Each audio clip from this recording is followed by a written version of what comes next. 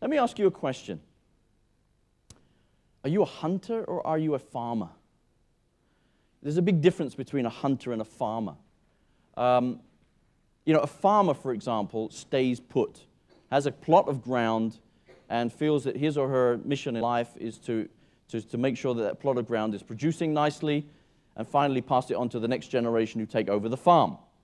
A hunter is different. So a hunter is nomadic. This is people who go out, kill the beast, eat it, move on. Now, the point here is that if you talk to most managers, you find actually, if you dig down, that they see themselves as farmers. I have inherited the Far brand. I have inherited the Tuft brand, yeah, or the Nivea brand, or wherever else.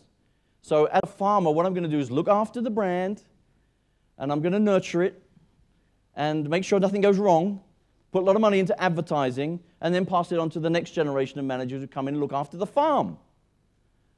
But if I take someone like Richard Branson, I'd say that Branson is not a farmer.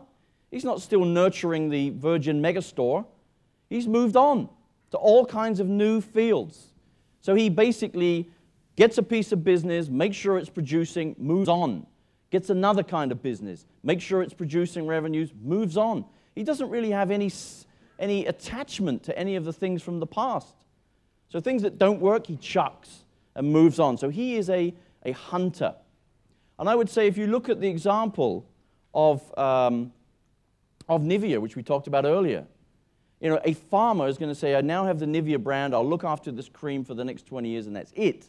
A hunter will say, no, how do we turn this brand into shampoos, shower gels, you know, and you name it, to grow the boundaries of the business.